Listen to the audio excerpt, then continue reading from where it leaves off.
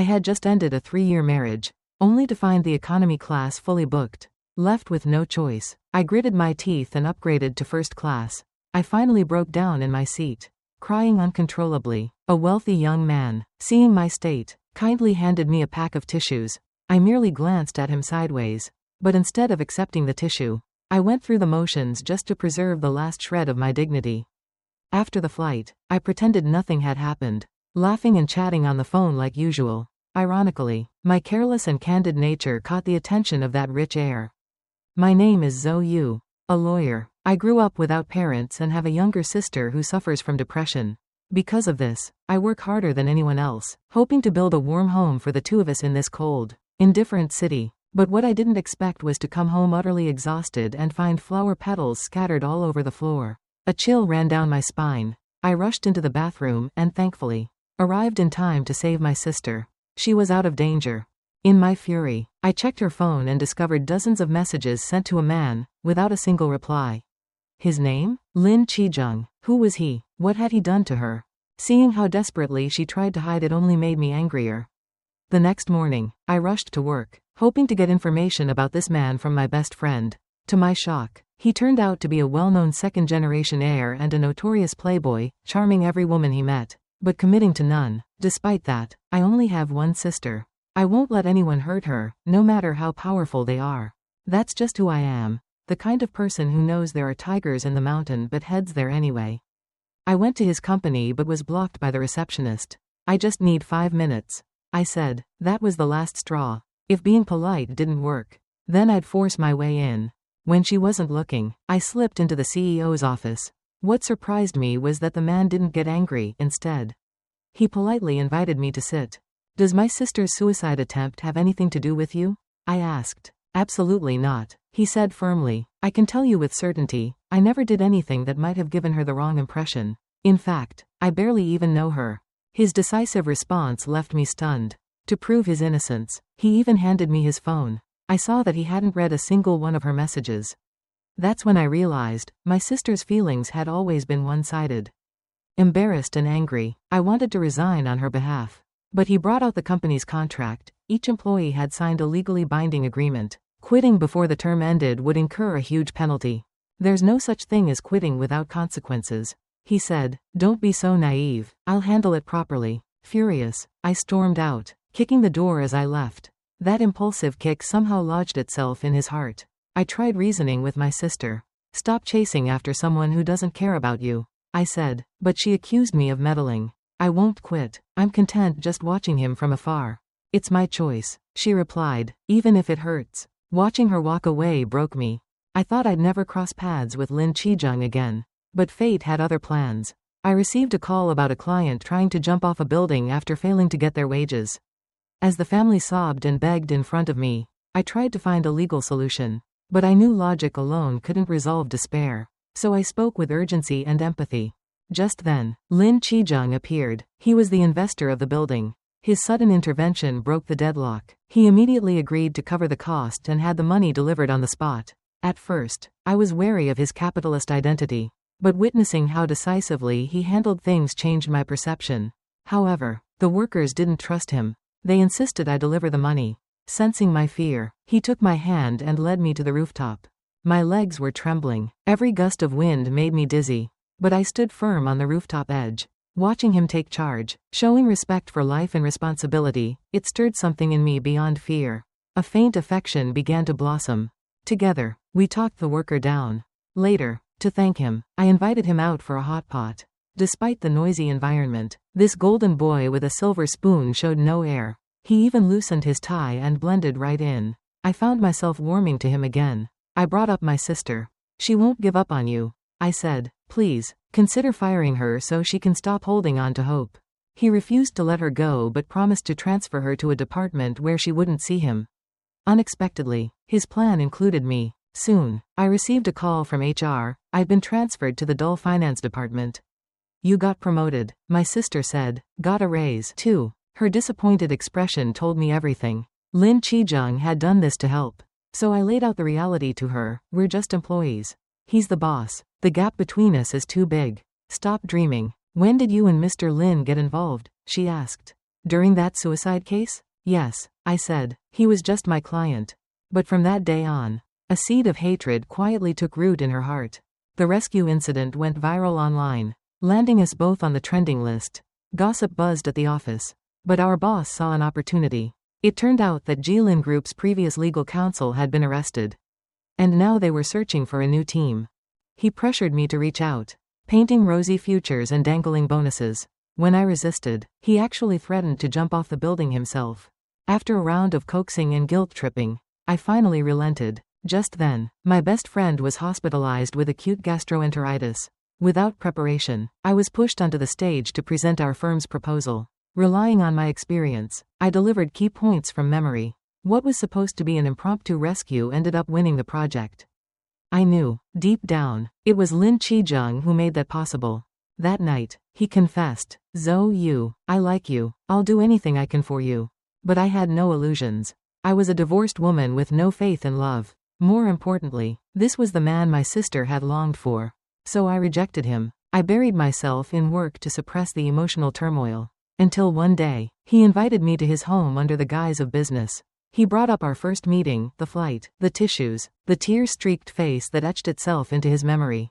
Then, he confessed again, "Zhou Yu, I want to be with you, with marriage as the goal." I panicked. I had lost faith in love. Yet, his kiss stirred something in me. I ran. Back home, I sat stunned on the sofa, still replaying the kiss, until my sister's anxious voice brought me back to reality. From then on, I avoided him completely. I didn't answer his calls. He stopped pursuing me, only involving me for work. Until the trip to Sanya changed everything. His assistant inadvertently brought up his past. His mother had passed away early. And at the age of 12, he was sent abroad by the chairman to study. For 10 years, he drifted in a foreign land, swallowing countless moments of loneliness and grievance all by himself. I began to unconsciously observe him at work. At the construction site, he personally managed every large and small detail. The livelihoods of nearly 1,000 workers at the factory depended entirely on his decisions. This heavy sense of responsibility felt like a feather gently brushing my heart, stirring subtle ripples. Back at the hotel, I inexplicably opened my computer and searched for everything about him online. I discovered that it was the anniversary of his mother's death that night. And she had died by suicide due to family pressure. An invisible force compelled me to walk towards him. The next morning, I coincidentally learned from his subordinate that he insisted on driving alone for half an hour every morning, day after day, to a coffee shop on Zhongshan Road. When I pretended to pass by, I indeed found him inside, looking at me. This time, I took a deep breath, deciding to confront the surging emotions within me. No longer dodging, no longer hesitating, I abruptly turned around and walked back with determined steps. By the time he realized my actions in a fluster, I was already standing before him. The instant our eyes met, he looked like a child caught doing something wrong. We just smiled at each other across the newspaper, a silent understanding flowing in the air. The joy in my heart turned into the upward curve of my lips, yet it choked me, leaving me speechless. In the end, I still chose to escape, leaving behind this heart-pounding scene, but I couldn't escape the surging emotions within me. Soon after, my phone vibrated in my pocket. It was his call. His slightly apologetic voice came through the receiver. "I'm going on a business trip. Can I contact you when I get back?" "Okay, call me. It'll probably be about a week. Wait for me." After he embarked on his business trip, I looked forward to his call every day, like a migratory bird waiting for spring, eager to hear his voice through the phone. A few casual words exchanged over the phone had quietly taken root in my heart.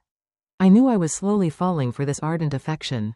Finally, I eagerly awaited his return, ready to meet him with a joyful heart. But fate seemed to enjoy playing tricks. I had to fly to Shanghai for work. We ultimately only managed to squeeze in 2 hours at the airport for a quick farewell. However, plans rarely go as expected. Bad weather delayed his flight. As boarding time approached, I looked at the empty boarding gate, filled with disappointment, and could only drag my suitcase, heavy-hearted, towards the gate. Just as I thought our meeting was doomed and I was about to turn away in disappointment, a familiar figure suddenly appeared in my sight. I immediately rushed into his arms. In that moment, all the waiting and anxiety were worth it. "How did you get in here?" "There's a way." We were like any other couple. The initial passion when we first got together brought boundless energy. Nestled against him, even my breathing became light. Time slowed down in happiness, and joy bloomed like summer flowers.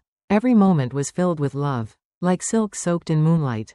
Soft and radiant, every step taken with him was on the rhythm of happiness, laughter was a joyful note, and love flowed in the air, brewing ordinary days into amber-colored dreams. We yearned for a beautiful future together. We exchanged gifts, and he even made me a promise, innocently saying he wanted to give me happiness. Indeed, moments of happiness are often fleeting. In the blink of an eye, he left early for work, leaving me a credit card. Are you really going to buy me off? If possible, I'd like to swipe it. On the way back, Director Lin's assistant suddenly spoke. First, he thanked me for my companionship these past few days, saying that I had brought Director Lin unprecedented joy. Second, he expressed that Director Lin had many things he couldn't control. I felt this might be an insinuation that some matters were not as simple as I imagined. Standing in front of Lin Qijung, my heart pounded. When I returned the card to him, I tried my best to remain calm. I didn't want to be seen as someone who coveted material possessions, and I also understood that we had no future. Yet, he still naively wished for us to be together forever. I dared not think about the future, those unknowns were too heavy. I only wished to seize the present. No matter how brief, at least for now, we could still embrace. Suddenly, the doorbell broke the sweet atmosphere in the room. It was Zhang Xinyao, the woman who had always secretly admired Lin Qijung. She looked at us, caught up in our passionate love, and a hint of displeasure flashed in her eyes. In her view, she and Lin Qijung were a perfect match. At this moment, the seed of extreme jealousy had quietly taken root in her heart. Due to Lin Qijung's brother unauthorizedly misusing a large sum of money for futures trading and failing, the company was now facing severe financial problems. To rescue the company's current situation, he ran around everywhere to raise funds. However, at this very moment, our relationship was exposed, causing him to hit roadblocks everywhere in his fundraising efforts. In this gap, his father found me and told me that life is like a play, and everyone plays different roles in front of different people. He had his own life responsibilities to bear. On the way home, his father's words echoed in my mind like a curse, making me oblivious to my surroundings. The screech of brakes suddenly pierced the air as the red light appeared, and I narrowly avoided a collision with a speeding vehicle. In a trance, I glimpsed that familiar figure at our usual spot. Lin Qijung was staring intently at me. I happily ran towards him, seeing his haggard face but eyes full of worry. If I become a pauper, will you still love me? No, he quipped, forcing a bitter smile. In that moment, tears streamed down my face. I suddenly realized my powerlessness and insignificance in his most difficult moment. I couldn't even offer a shred of help. Reality was far more cruel than we imagined. To save the company, his father chose for him to marry Zhang Xinyao, who was a suitable match. Her love for Lin Qijung was also ardent and persistent. Her words completely made me realize the truth. Lawyer Zhou, what can you do for Lin Qijung? I had tried my best to chase after love, but destiny still blocked my path with humiliation. A deep chasm of family and societal expectations lay between Lin Qijung and me.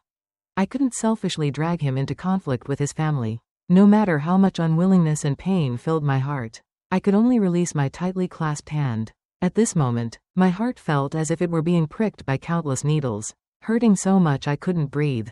Hugging his shirt, I cried my heart out. Hiding under the covers, I thought getting completely drunk would make me feel better. So I dragged my best friend out and drank until late at night, pouring out all the unspoken words. But only after getting drunk did I realize that I couldn't even forget a single person. On my best friend's wedding day, Lin Qijung knew I was there and desperately searched for me in the bustling crowd. My composure instantly broke, and I frantically tried to escape. But fate seemed determined to play tricks. Before I could run far, he pulled me into his embrace. At that moment, the tears I had suppressed for so long instantly burst forth. Little did I know that my sister, hiding in a corner, had overheard everything. A piercing phone ring interrupted us. My sister's tearful shriek came through, instantly filling me with terror. She was standing at the very spot where Lin Qijung and I had first truly connected. I rushed to the rooftop like a mad woman, seeing my sister standing outside the railing. Ignoring my fear of heights, I pleaded with her not to do anything foolish. In my sister's eyes, she believed I had fallen in love with Lin Qijung right there. She hated me for taking away the person she cherished. No matter what I explained, in her eyes, I was deceiving her. You're still lying to me? You're not lying to me? What about this shirt? Why did you lie to me? My sister's resolute jump was like a giant stone thrown into a calm lake, instantly stirring up a stormy sea and dragging my relationship with Lin Qijung into a bottomless abyss. The past beauty and aspirations vanished in that instant, leaving no room for redemption.